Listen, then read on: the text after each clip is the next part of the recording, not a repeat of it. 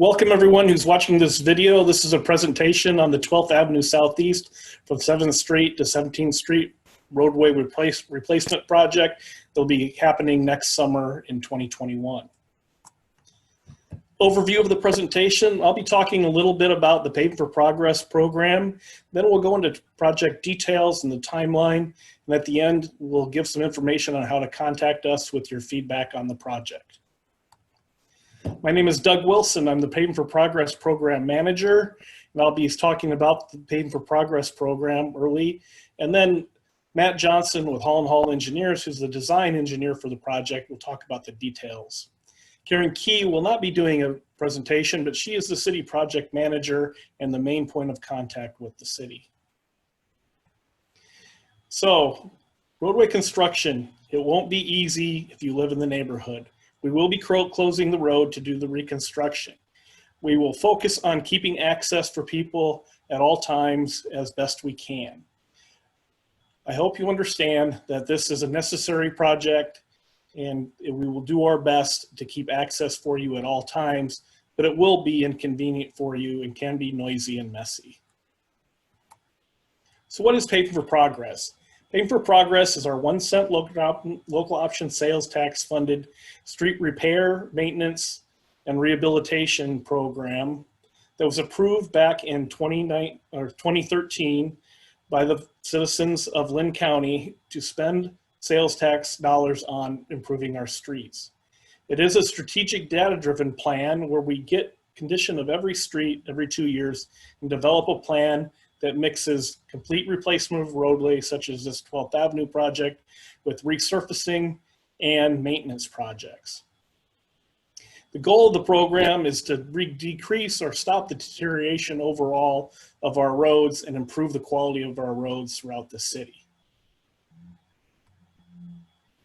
With Paving for Progress, we have invested an additional $18.5 million annually versus $5.5 million that we were able to invest as a city in the 10 years prior.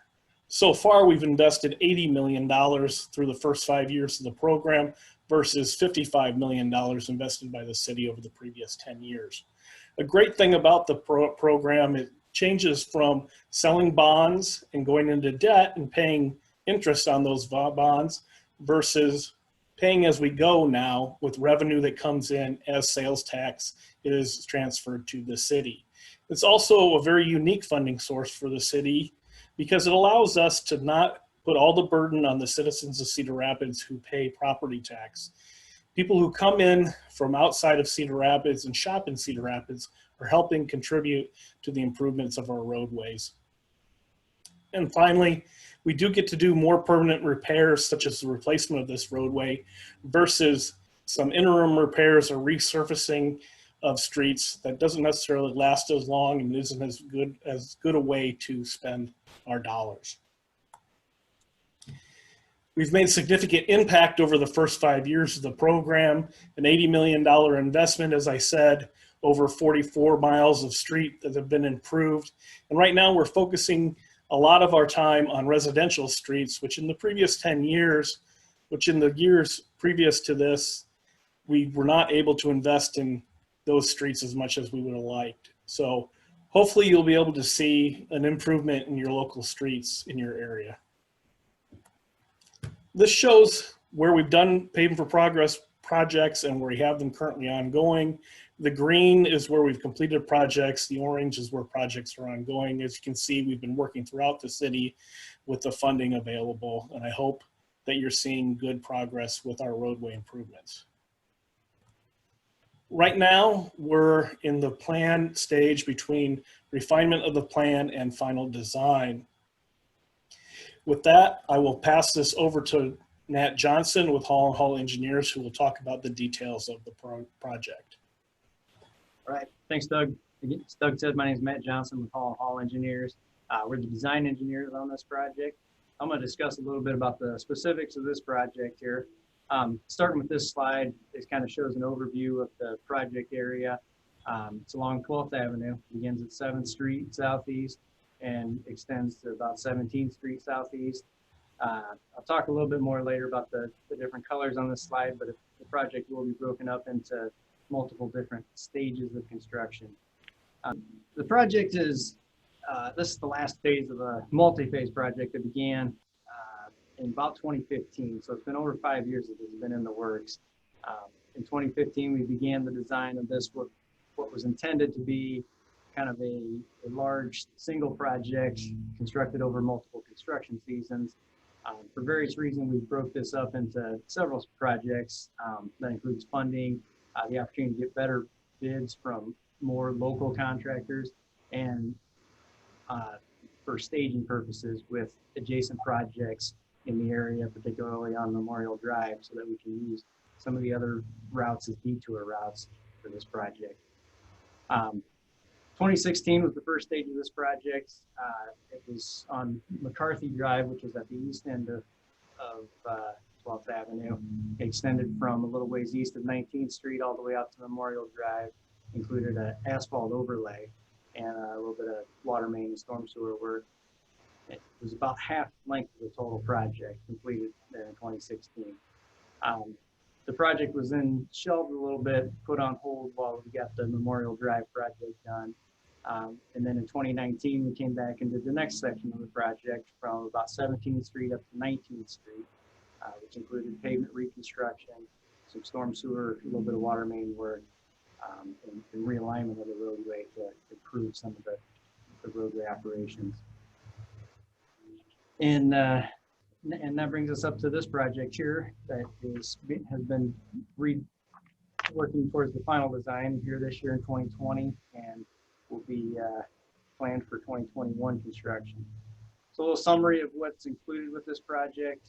The project is primarily laid out as a roadway improvement project for the improvements to the pavement. I think it's fairly obvious to most people driving this that the pavement is in need of repair.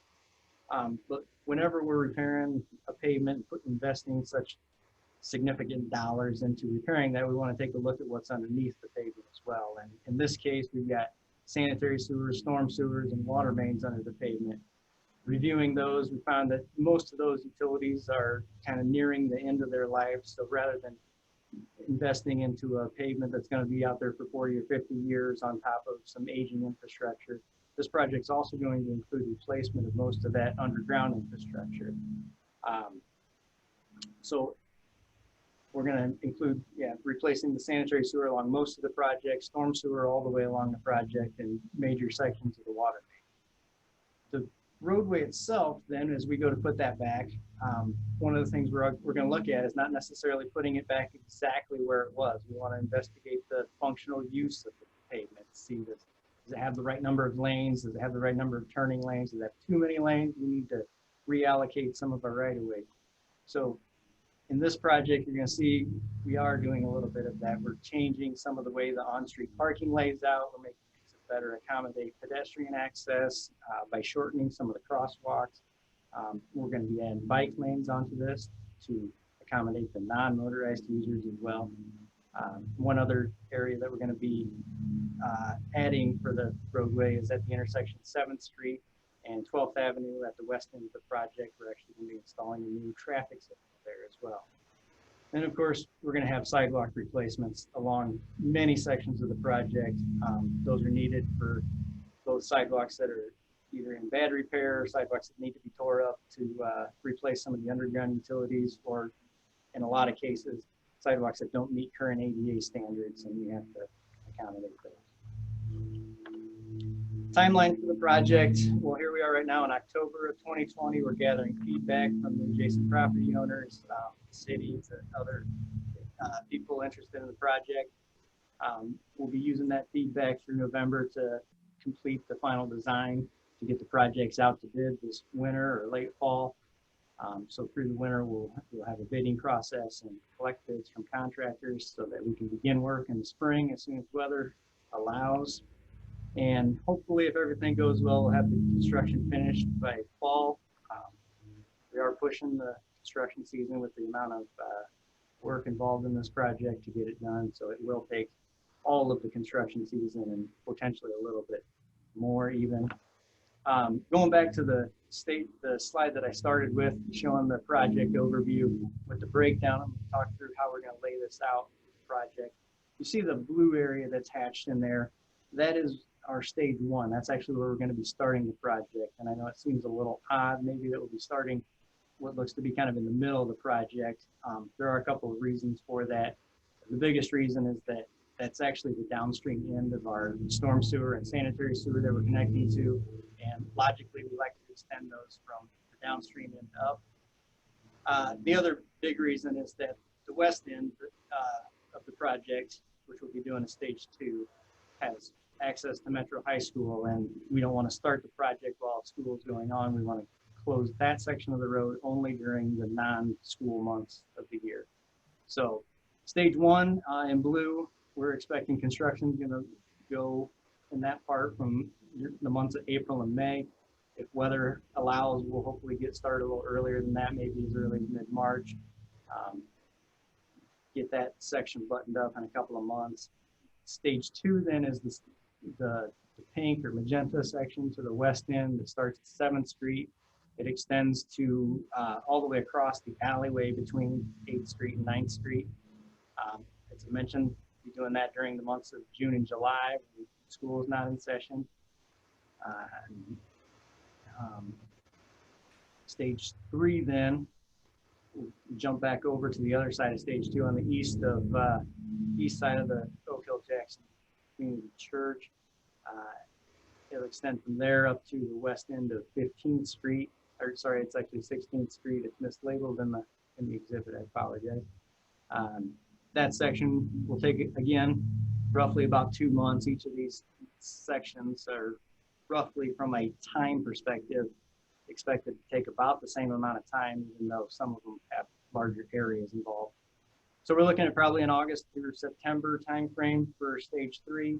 And then the final stage on the east end of 12th Avenue from 16th Street to 17th Street is probably going to be in the October to November timeframe as we complete that section.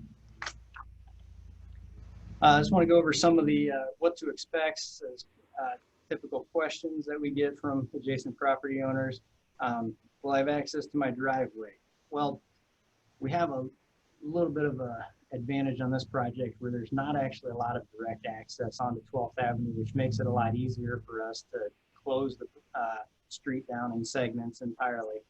There are a few driveway access points, and those of you that do have driveways directly onto 12th Avenue, yes, it will be closed at certain times. The contractor and the city will work with the contractor to try to provide access as much as it's reasonably allowable and safe to do so, but there are definitely going to be times where you're going to be asked to park on a side street and access your house either from a rear alleyway or a side street on foot. Utility impacts, you should expect that there will be some minor interruptions to water and sanitary sewer service. As I mentioned, we're replacing the water main and sanitary sewer mains. So as we replace those mains, we're also going to be replacing a portion of your service line that connects to them.